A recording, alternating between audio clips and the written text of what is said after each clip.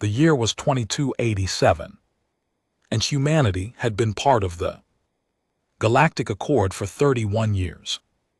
31 years of following rules, 31 years of asking for respect, 31 years of being told to wait, to be patient, to prove themselves worthy. And for 31 years, the other species in the Accord had smiled at humans the way adults smile at small children who do not yet understand the world. The Galactic Accord was old, far older than anyone on Earth could truly imagine. It had been built 800 years ago by species who had been sailing the stars, while humans were still learning to write. It had 47 member civilizations, each with its own fleet, its own history, and its own idea of how the galaxy should be run. At the top of it all sat the Grand Council, a body of elected representatives from each species, meeting every few years on a station so large it could hold a small city inside its walls. Humanity had joined the Accord in 2256, after first contact was made with the Velhari, a tall blue-skinned people who communicated in layered tones and viewed time as a circle rather than a line. The Velhari had been kind in their own distant way. They had guided humans through the entry process, helped them translate the Accord's thousands of pages of laws and treaties, and explained gently what it meant to be a Tier 3 species. Tier 3 meant new, it meant young. It meant allowed to trade, allowed to settle new colony worlds, allowed to send representatives to the Grand Council to speak, but rarely to vote. And it meant something else, something written in thick legal language buried deep in the Accord's founding charter. Tier 3 species were not permitted to construct, maintain, or operate warships, no fleet weapons, no military grade hull plating, no mass destruction armaments of any kind. The official reason was always the same. Young species were unpredictable, their histories were violent, they needed time to mature before they could be trusted with weapons that could burn moons. Ambassador Yara Oshie had heard that reason so many times she could recite it in her sleep. She was a tall woman with close-cropped gray hair and eyes that had seen enough to make most people look away. She had spent 15 years representing Earth at the Grand Council, and she had learned very quickly that respect there was not something that was given. It was something that the powerful allowed the weak to believe they had.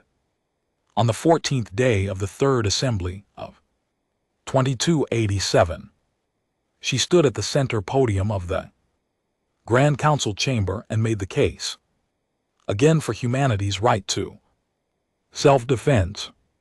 The chamber was enormous, a great curved bowl of polished stone with hundreds of seats rising in tiers on all sides. Every seat was filled.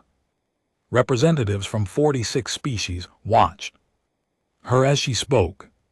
She kept her voice level. She used the Accord's own language, her words translated in real time by the small device clipped to her collar.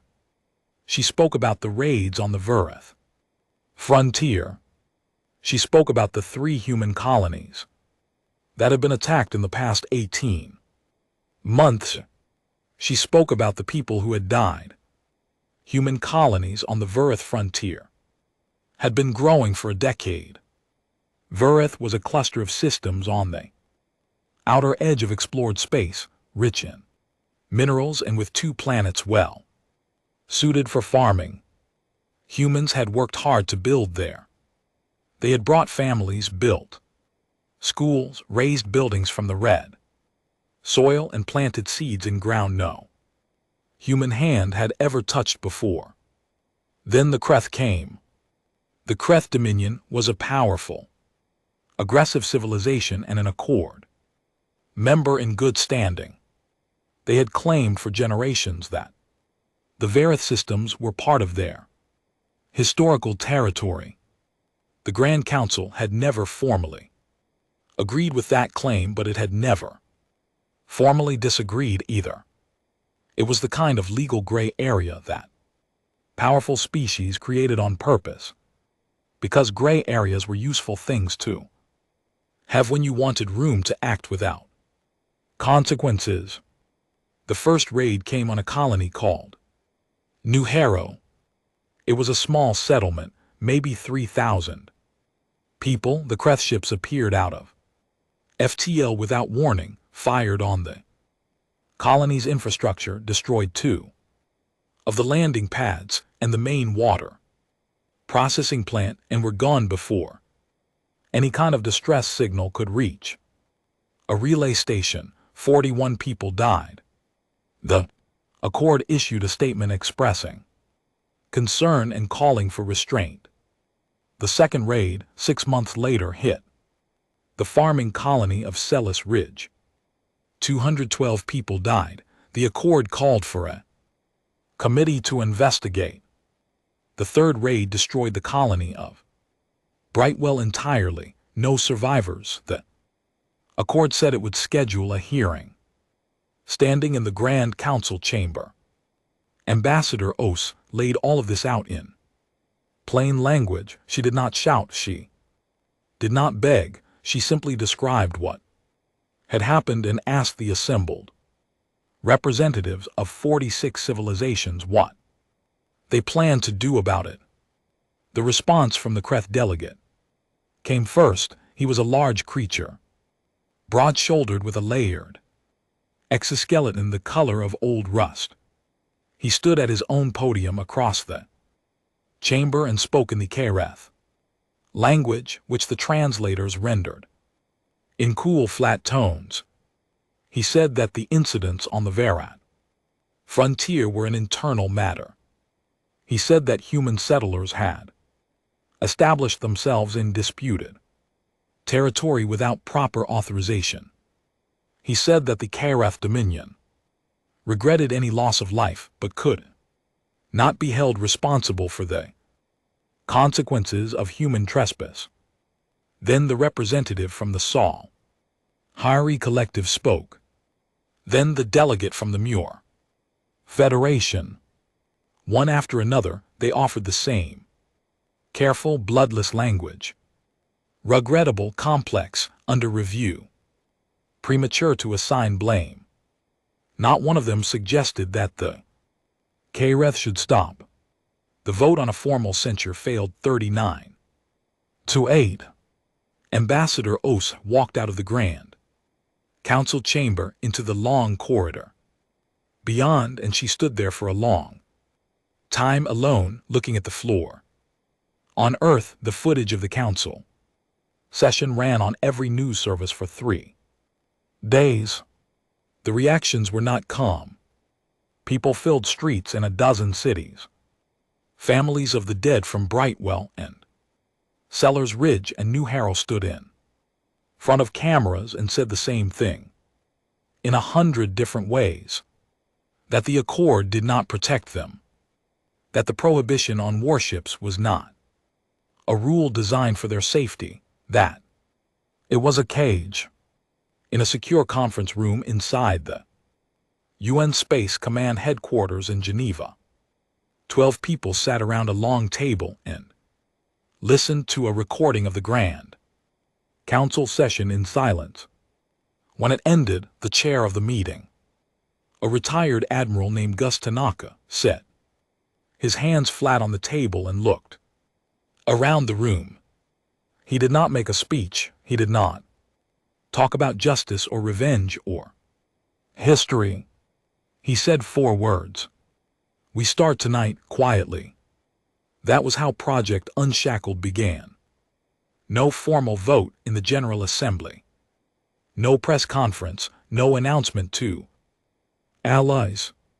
Just 12 people in a room and a decision that would change everything about what It meant to be human in the galaxy. Nobody outside that room knew what was being set in motion. But the Accord had made a mistake. It had told humanity they were too dangerous to be trusted with weapons. And then, by doing nothing while human children burned, it had made absolutely certain that humans would build them. Anyway, the facility had no name in any official database. On the Accord's shipping registry, the coordinates it occupied belonged to something called the Callisto Deep Extraction Station 7, a mineral processing operation licensed to a company called Bren Holt Industrial Resources, which was itself owned by a holding company which was owned by another holding company which, if you traced it far enough through 9 layers of corporate paperwork, eventually connected to a small investment firm, Reykjavik, that had not filed a public report in 4 years. Nobody was expected to trace it that far. That was the point. The dark side of Callisto, Jupiter's largest moon, was cold and old and very, very quiet. The moon had no atmosphere worth mentioning, and its surface was a mess of ancient craters and frozen plains that had not changed in billions of years. It was, in almost every way, a deeply uninteresting place, which made it perfect. Chief Engineer Mara Voss had been there for 9 months when the steel skeleton of the first hull began to take real shape. She stood on a gantry inside the main construction bay, a vast underground chamber carved into the moon's rock, and looked down at what her team had built. The chamber was lit by rows of white industrial lights that made everything look sharp and clean. The air smelled of metal and welding compound and the particular dry cold that came from the recycled atmosphere, pushed through filters a dozen times a day. Mara was 38 years old, thin with dark circles under her eyes that had nothing to do with the long hours and everything to do with the fact that she had not slept properly since she got the news about her brother. His name had been Piotr. He had lived in Brightwell. He had been 34 years old, and he had been a teacher, and he was gone now in a way that had left something hollow in the center of her chest that no amount of work had yet managed to fill. She had read the assignment briefing 4 times on the transport out to Callisto. By the 3rd read she had stopped seeing it as a mission and started seeing it as the only thing left that made sense to do. The legal framework they were working inside was tight, clever, and dangerous. It had been drafted by a team of international law specialists who had spent 3 months reading every line of the Accord's charter. What they found was a loophole that was either a genuine oversight or the most optimistic piece of legal writing in human history.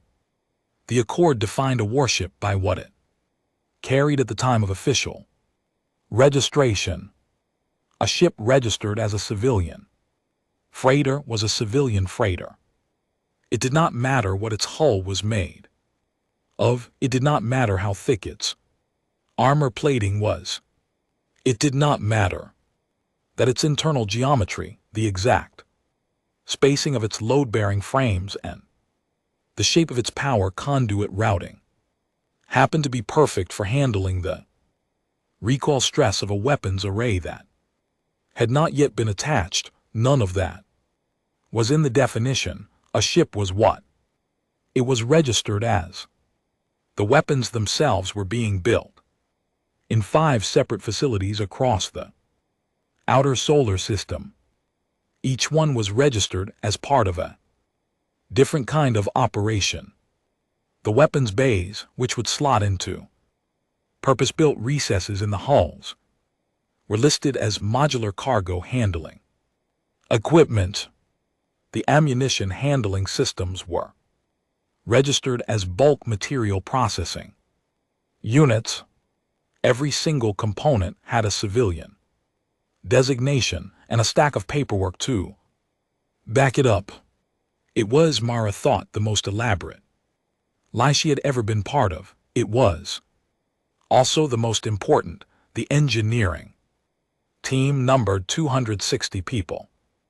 They had been selected over 8 months through a process that looked on paper like a standard deep space industrial recruitment drive. In reality, every single person had been vetted 3 times over.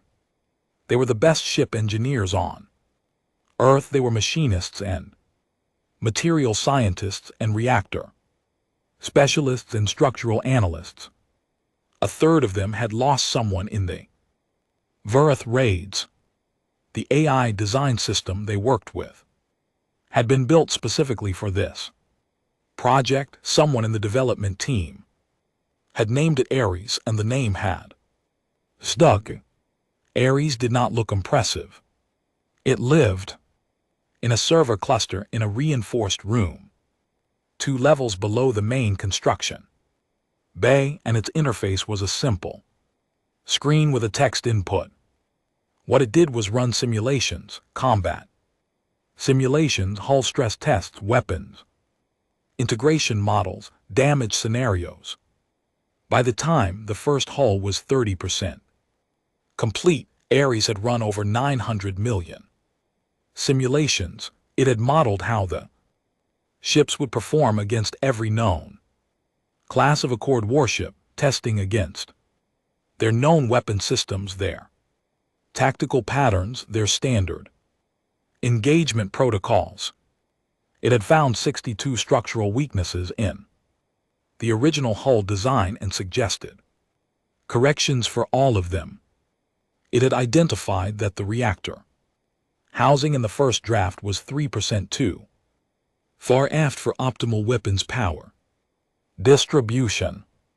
It recommended moving it forward by a specific amount. Mara had looked at that recommendation, run the numbers herself by hand, and found that Ares was right.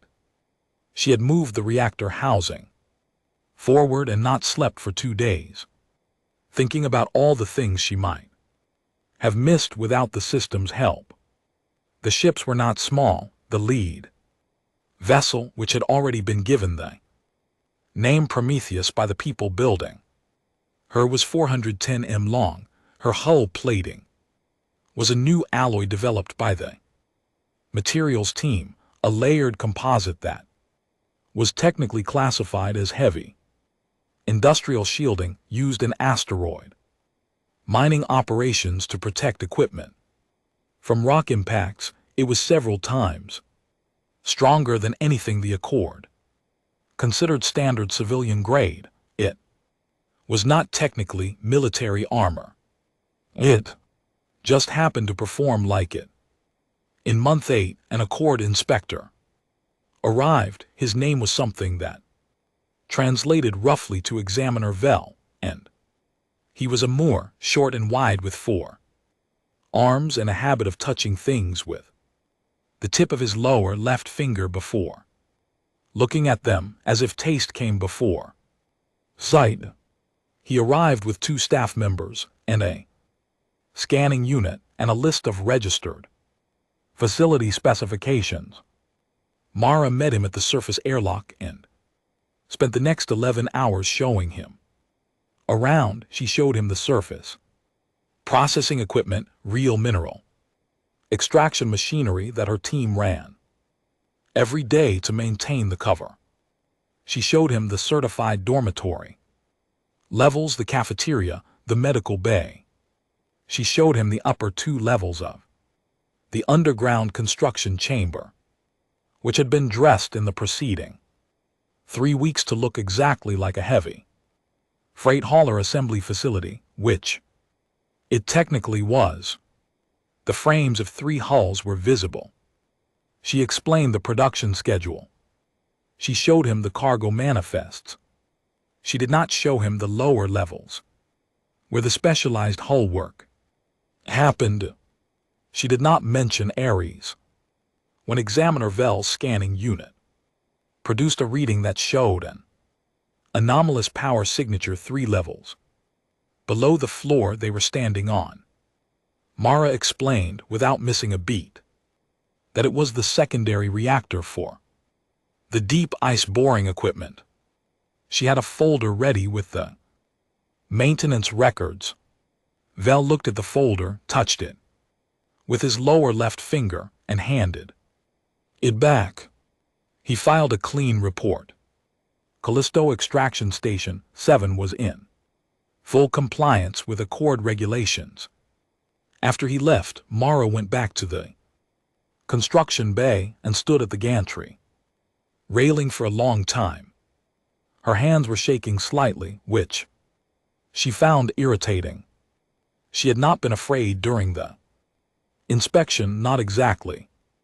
What she had felt was something closer to fury, quiet and compressed, that a more inspector with a scanning unit could have ended everything, that they were doing something extraordinary in secret because the people who ran the galaxy had decided that humans did not deserve to do it openly.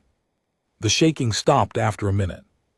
She gripped the railing, looked down at the hull of Prometheus, and got back to work. 2 months after the inspection, the lead hull was complete. 13 other hulls were in various stages of construction across the 7 hidden facilities at Callisto, at Titan in the asteroid belt, and at the 2 deep space dry docks that did not appear in any navigation chart that was not classified. At the highest human security level, Prometheus sat in the construction bay, fully framed, plated, and internally fitted. She looked, to anyone examining her registration documents, exactly like a heavy freight hauler designed for long-haul intersystem cargo transport. She looked that way because Mara's team had been very careful. She looked that way because the weapons had not been attached yet. The proposal had been submitted 6 weeks in advance, drafted by 3 different legal teams, reviewed by the UN Secretary-General, approved by the Security Council, and translated into the 47 official languages of the Galactic Accord. It was a formal request structured according to the Accord's own procedural code, asking the Grand Council to consider granting humanity Tier 2 status, which would include the right to military sovereignty and the removal of the warship prohibition. It was the 5th time humanity had submitted such a request. Each previous attempt had been rejected without a formal vote. This time, Ambassador Osa had insisted on a full session debate. She had a right to it under Article 19 of the Accord Charter, which allowed any Tier 3 species to petition for status review every 5 years.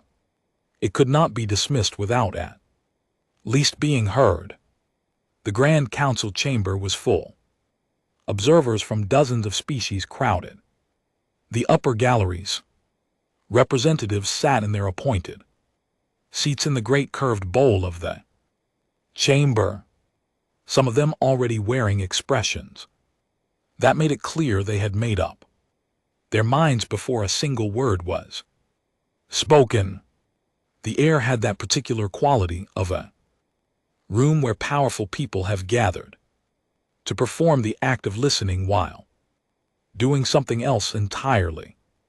Ambassador Osai stood at the center podium and delivered the case with the quiet precision of someone who had stopped hoping and started recording. She spoke for 40 minutes. She described the Verath raids in detail. She named every colony. She named the dead. She placed before the chamber a formal record of every diplomatic communications humanity had sent to the Accord regarding the Cathar dominions, actions over the past 2 years, along with the notation of the response each one had received, which was in every case a variation of the same message. The matter was under review. She asked the Grand Council plainly and directly what guarantee a Tier 3 species had under Accord law if that law could not protect them. She asked what the prohibition on warships was meant to achieve if not to ensure that new species could not defend themselves when the Accord decided their lives were not worth the political cost of protecting. She did not raise her voice. She did not accuse. She simply described what had happened and asked the assembled council what they called it. Then she stepped back from the podium and waited. The Cathar Dominion's delegate rose. First, his name was Warlord Designate C.A. Treth, and he was younger than his predecessor, broader, and carried himself with a particular ease of someone who had never once worried about what happened to people who could not fight back.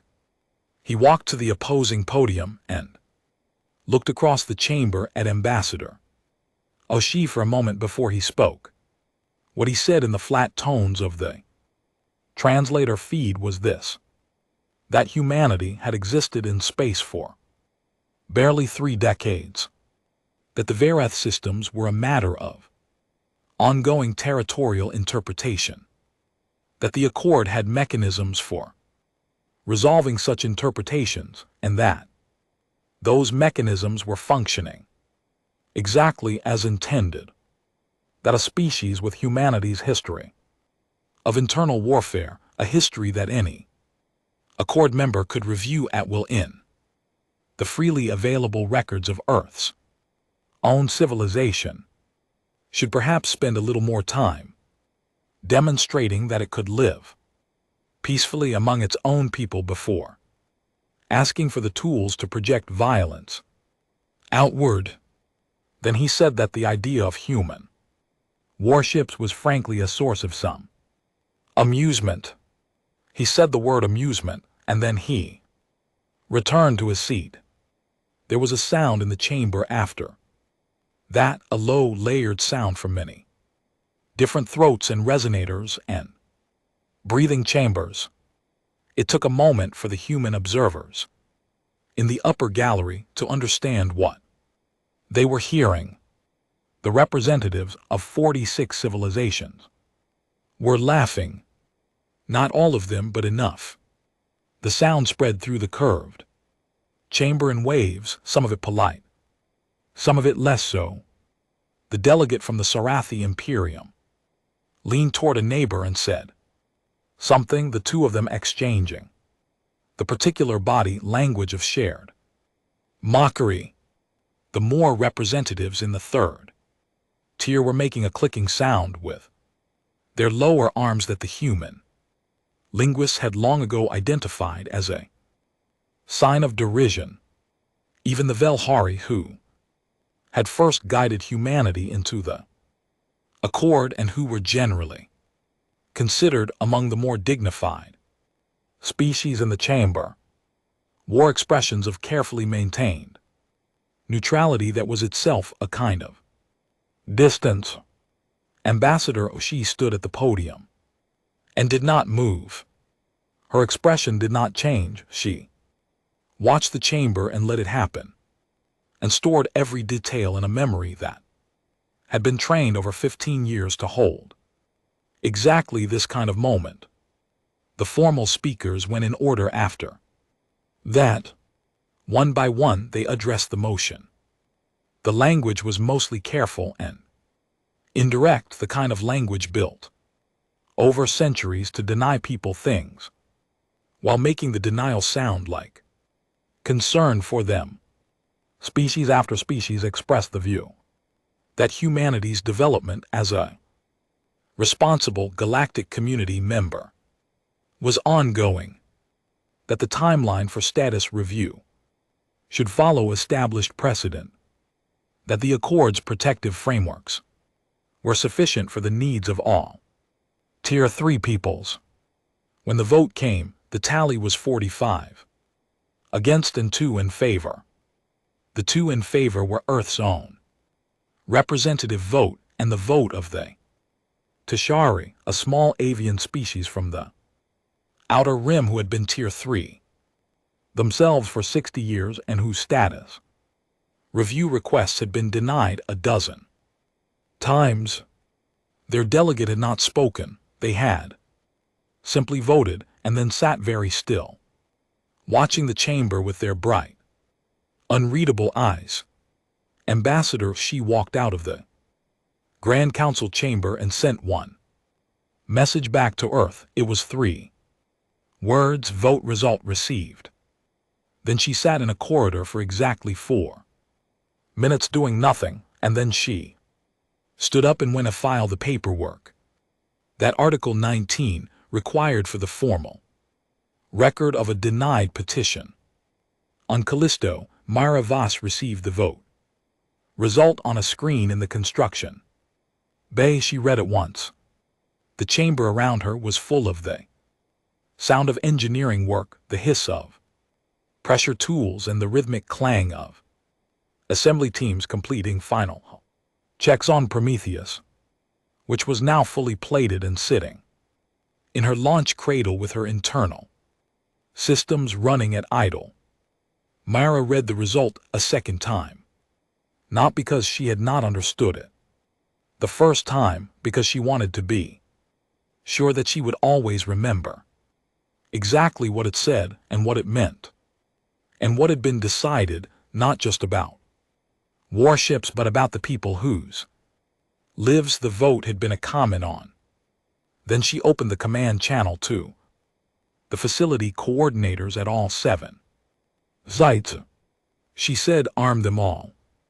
What followed in the next 72 hours was not dramatic in appearance. It looked like routine installation work. Teams moved equipment modules that had been sitting in storage bays already certified and documented, and fit them into the recesses that had been waiting for them since the holes were first framed. The weapons bays slid into place with the kind of mechanical precision that comes from having been designed to fit exactly and having been tested in simulation more times than anyone could reasonably count. Power couplings connected, targeting systems initialized and ran self-diagnostics. ARS ran a final integration check across all 14 ships simultaneously. It found 11 minor calibration issues and corrected them without being asked. It flagged 1 non-critical sensor alignment on Epimetheus and recommended a manual adjustment. The adjustment was made. By hour 60, Prometheus was armed. By hour 68, the fleet was armed, all 14 ships. They were still registered as heavy freight haulers. That was true in the way that a great many things are technically true. But when Prometheus rose slowly from her cradle in the underground bay and her engines lit to full power for the first time, filling the chamber with light and a low vibration that the crew felt in their chests, she was not a freight hauler. She had never been a freight hauler in any sense that mattered. She was a warship, the first human warship built in defiance of a galaxy that had decided humans should not have them. And then Epimetheus launched, and then Forge of Nations, and then 11 more. 14 ships rose from 7 hidden facilities across the outer solar system and formed up in the dark between Jupiter and the edge of human space. They ran quiet, their transponders broadcasting the civilian codes they had always used, their external profiles looking like exactly what their paperwork said they were. They held their formation and waited for orders. The orders were already prepared. They had been prepared for 3 months. Mara knew this because she had helped write them. She had sat in a room with military strategists and read every intelligence report on Kreth Dominion patrol patterns. In the Varith frontier, she had looked at the projections and the risk assessments and the casualty estimates. She had looked at the name Harrow's Landing, the 4th human colony on the frontier, the one that had not yet been hit, and thought about the 3,000 people who lived there.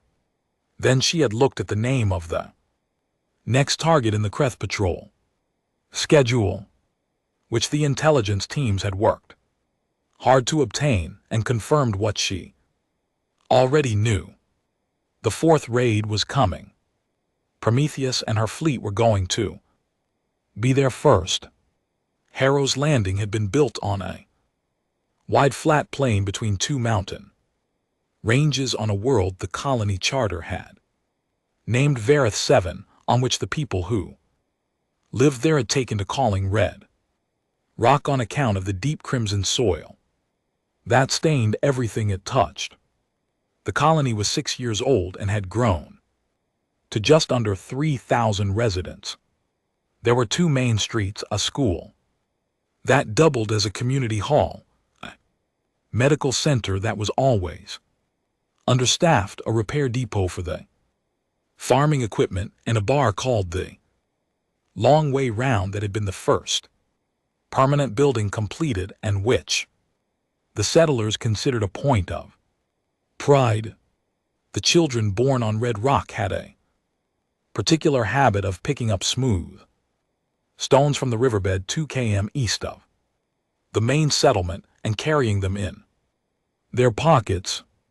Nobody had started the habit. It had simply appeared among the first generation of children who had grown up with this world as their only world, as if the planet had worked something into them that they expressed in small, quiet ways. On the morning of what the colony's calendar listed as the 17th of March, proximity alarm went off at the colony's communications post.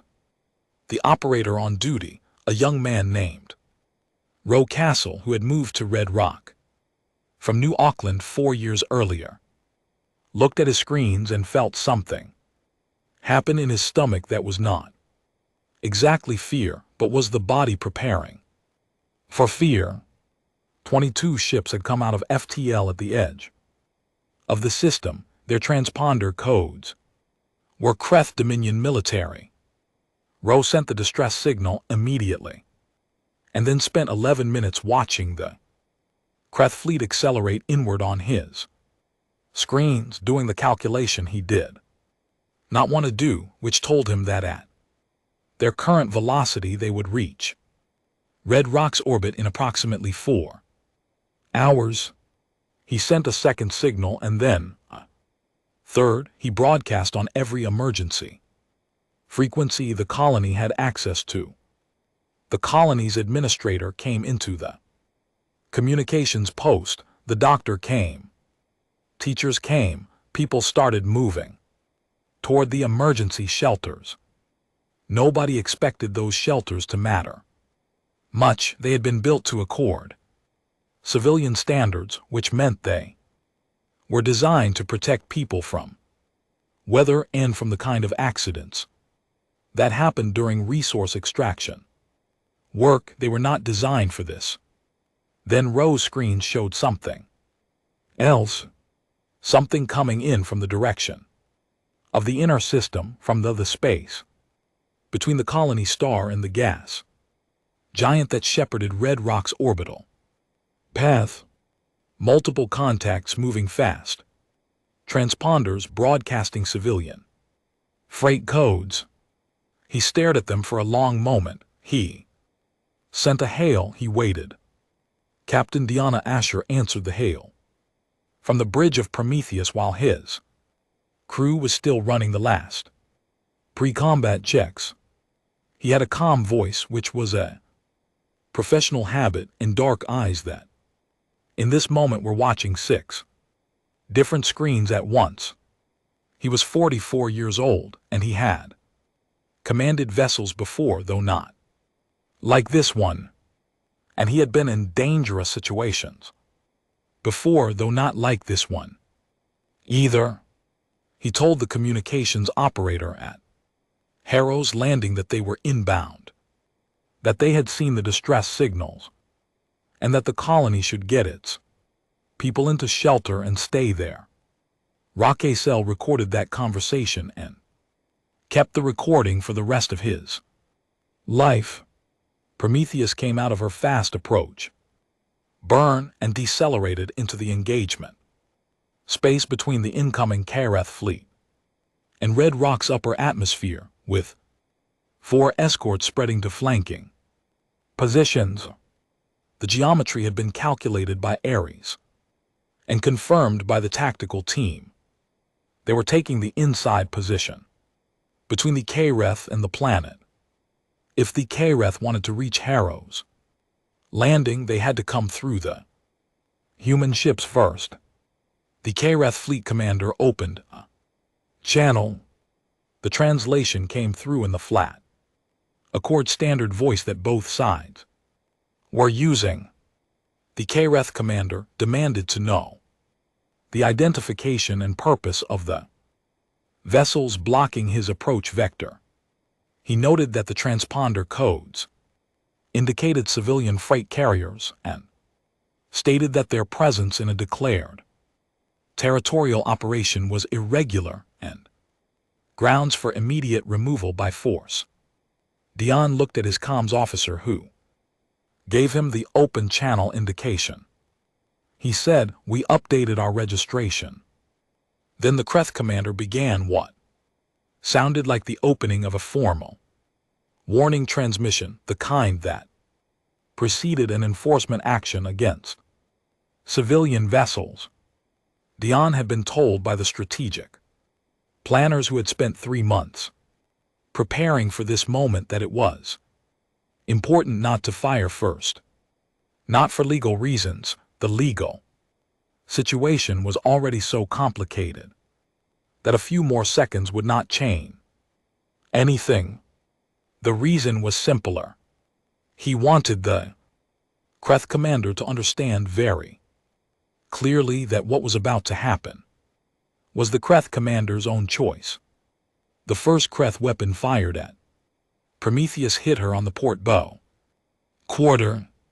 The impact shook the bridge hard enough that one crew member was thrown from his station. The whole plating held.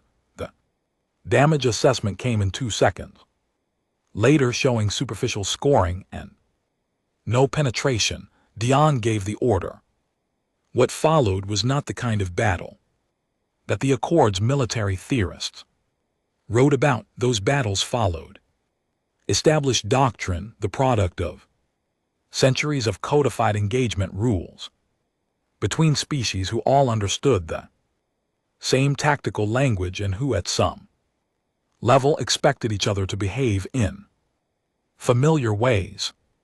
There was a grammar to Accord warfare, a set of moves and countermoves that each side understood even while trying to defeat the other.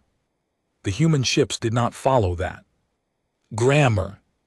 They had been designed by engineers who had spent years studying every Accord engagement on record and identifying every assumption that Accord commanders made, every rhythm they relied on, every moment of predictable behavior. Ares had run 900 million simulations specifically to find those patterns and then find ways to break them. Prometheus drove straight through the center of the Kareth formation rather than engaging from range.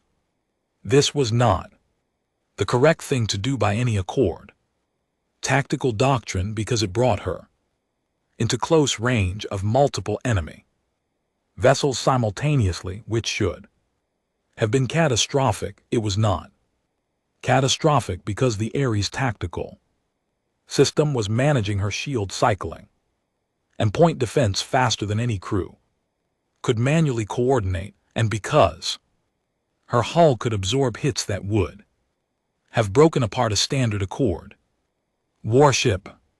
The Kareth ships were not accustomed to targets that kept moving after being hit.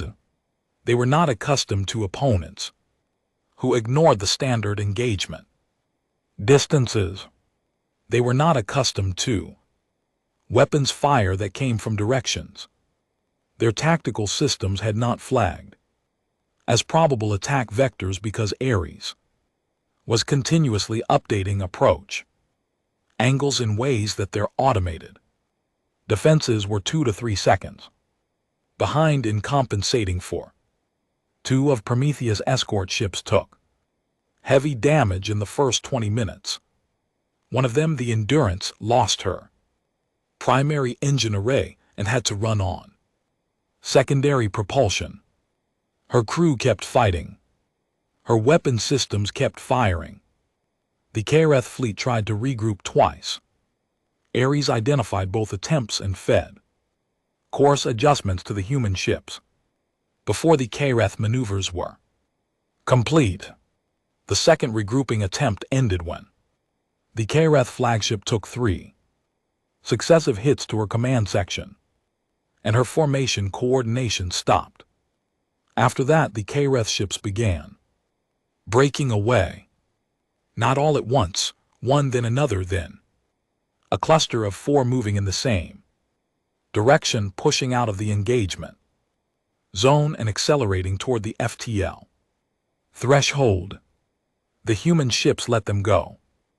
Dion had been clear about that in his pre-battle briefing. The goal was not to destroy them all. The goal was to make them leave. The last Kareth ship crossed the FTL threshold at 1 hour and 14 minutes after the first shot was fired. The engagement space around Red Rock went quiet. On Prometheus Bridge, nobody cheered. Dion looked at his crew and they looked back at him, and there was something in the room that was not triumph exactly. It was more like the feeling of having done a thing that could not be undone, which was both right and heavy in a way that was hard to separate from each other. The damage reports came in. Endurance was in serious trouble and needed immediate repair support. Steadfast had hull breaches in 2 sections that were contained but critical. The casualty list built up slowly across the fleet's medical channels, 31 dead. The numbers kept updating as the medics worked, and Dion watched each update come in without looking away. 31 people who had been alive when they launched from the dark space between Jupiter and the frontier, and who were not alive now. He thought about Harrow's Landing, about 3,000 people who had been in shelters, who were coming out now, who were alive. He did not think that made the 31 into something other than what they were. He held both things at the same time, which was the only honest way to hold them. Every surviving Kareth ship had been broadcasting on open frequencies for the last 40 minutes of the battle. Standard emergency protocols activated automatically on heavily damaged vessels. Every one of those broadcasts had been received by relay stations. Within hours, the recordings were propagating through Accord communication networks. The entire galaxy watched what had happened at Harrow's Landing, and the Accord, for the first time in 800 years, had no prepared response for what it had seen. The fleet sat at the edge of the Accord's capital system for 11 days before anyone in the Grand Council formally acknowledged it was there. Prometheus and her 12 remaining operational ships held their position in the outer dark beyond the traffic lanes. and the monitored approach corridors, visible on every sensor array that the capital station operated and on every deep space scanner that the member species pointed in that direction. They were not threatening anything. They were not blocking anything. They were simply there, 14 human ships, in a loose formation, running there.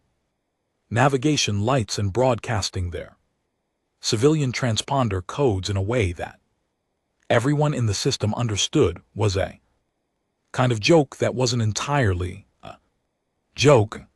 The emergency sessions inside the Grand Council had been running almost continuously since the battle footage arrived.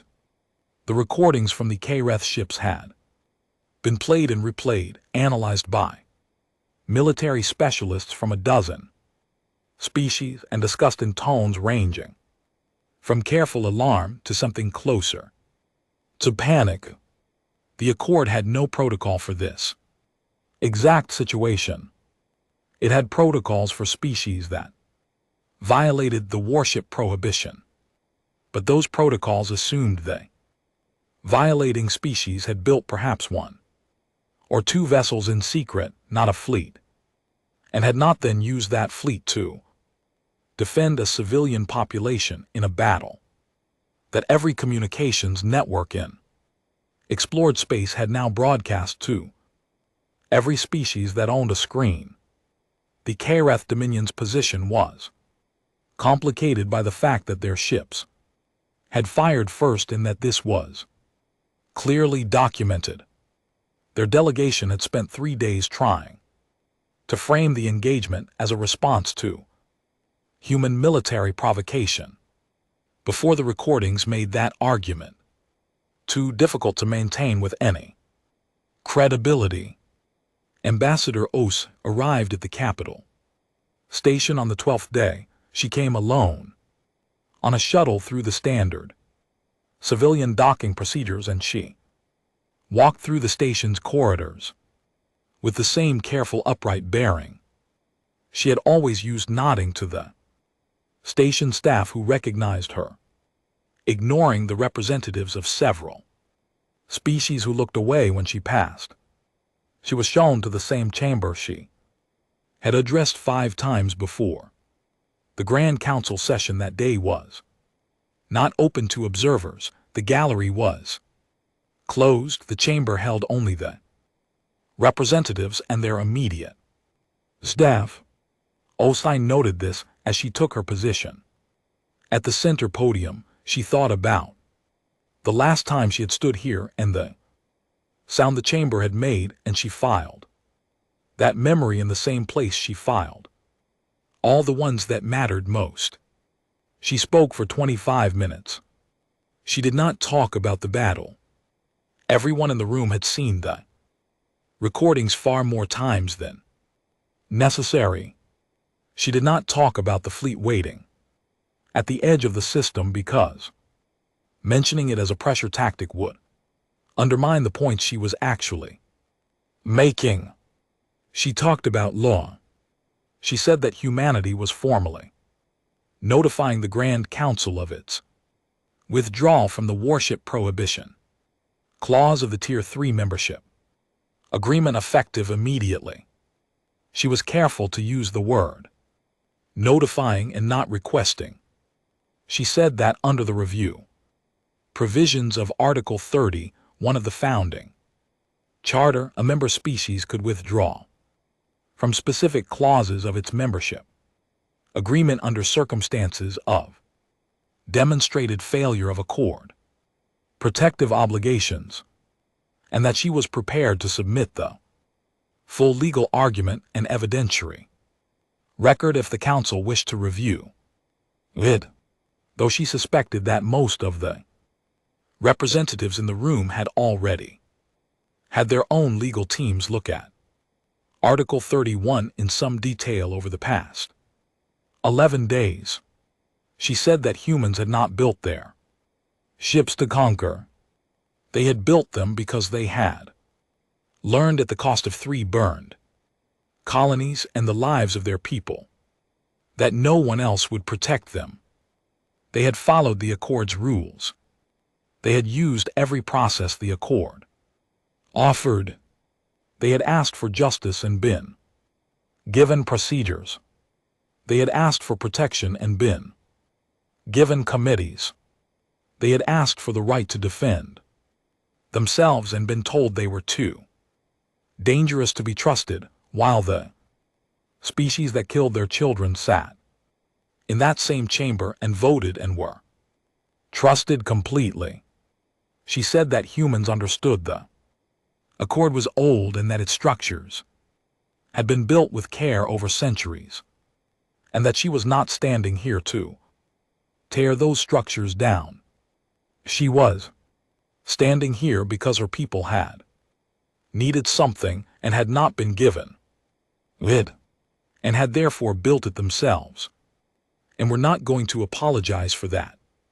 And we're not going to pretend it had not happened, and we're not going to sit in another session in another year and ask for another vote that would go 45 to 2. She said very quietly that she wanted to be understood, that she was not there to threaten anyone, that the fleet at the edge of the system was not an invasion and would not become one. She said that humans were not standing in that chamber trying to prove they were dangerous. They were standing there, she said, so that no one in that chamber would ever again believe they were not. Then she sat down. The session lasted 9 hours. Osa remained in the chamber through all of it, listening to the deliberations, answering questions when they were addressed to her, providing documents and legal citations as requested. The arguments were long and complex and often seemed to be about something other than what they were technically about. Several species spoke with visible tension. Old alliances shifted in ways that the observers watching from outside the closed doors could not see, but that the representatives inside could feel clearly. The Cathar Dominion's delegation went very quiet after the 3rd hour and stayed that way. At the end of the session, 3 things happened. The Grand Council voted by margin of 29 to 16 to accept the formal notification of withdrawal from the Worship Prohibition Clause. It was not a vote in favor of human ships. It was an acknowledgement that the legal argument was sound enough and the political cost of rejecting it was too high. Osai noted the margin and the faces and did not express what she felt about either. The council also voted to open a formal war crimes investigation into the Cathar Dominion's actions on the Verath frontier. This vote passed 24 to 23, the slimmest margin possible. Osai had been told before the session that this vote was the one that mattered most to the families of the dead. She had not told the council that, but she had made sure the evidentiary record was thorough enough to make it possible. The 3rd thing that happened was quieter and did not involve a vote. Osai's secure communication channel received 7 private messages in the hours after the session ended. Each one was from the diplomatic representative of a small species, none of them tier 2 or above. All of them members of the Accord for decades longer than humanity had been. The messages were careful and indirect, because careful indirectness was a habit that came from long experience with what happened to small species who were too direct about the wrong things. But the meaning in each of them was the same. They had been watching what humans had done. They had been watching for a long time. They would like to talk. Mar Avas was in the main engineering bay of Prometheus when the session results came through. She had spent the last several days overseeing repair work which was detailed and slow and deeply familiar in the way that fixing things was always more comfortable than waiting for decisions to be made. She read the results on a screen while a technician worked on a power relay 2M. Away, the sound of tools filling the bay. She read the war crimes investigation approval twice and sat with it for a long moment. Then she went back to the upper deck and stood at the observation viewport that she had stood at 100 times since Prometheus was first operational. Jupiter was visible from here as a pale brightness against the dark, small with distance the way large things sometimes looked when you were far enough from them. The stars were everywhere as they always were, dense and cold and very old. A young engineer from the repair team appeared at the hatchway behind her. His name was Beck, and he was 23 years old and had grown up on a station and had the particular ease of someone who had never known gravity as the default state of things. He had been with the project for 6 months and had a habit of asking questions that were worth answering. He asked her what they built next. Mar Avas looked at the stars for another moment. She thought about the 7 diplomatic messages sitting in a secure channel. She thought about 24 to 23. She thought about P older, which she did every day, and which was a different kind of thinking than it had been a year ago. She thought about the ships they had built in secret in the dark under the noses of a galaxy that had told them they could not do it. She thought about what they had proved, which was not that humans were dangerous. She had never cared very much about proving that. What they had proved was that humans could not be stopped from protecting their own and could not be kept from doing what they decided was necessary, and could not be held in a category that did not fit them by people who needed them to stay small. She thought about the 7 species who wanted to talk. She smiled. It was a small smile, but it was real, and it had something in it that had not been there since Brightwell. She said, "Whatever we want." The fleet held its formation at the edge of the system. Navigation lights steady. Transponders broadcasting their civilian codes, waiting for whatever came next. The stars did not change. The dark did not change.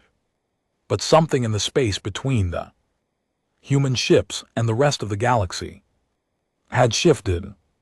The way things shift when a door that has been locked for a long time is finally opened and the room beyond turns out to be larger than anyone had admitted.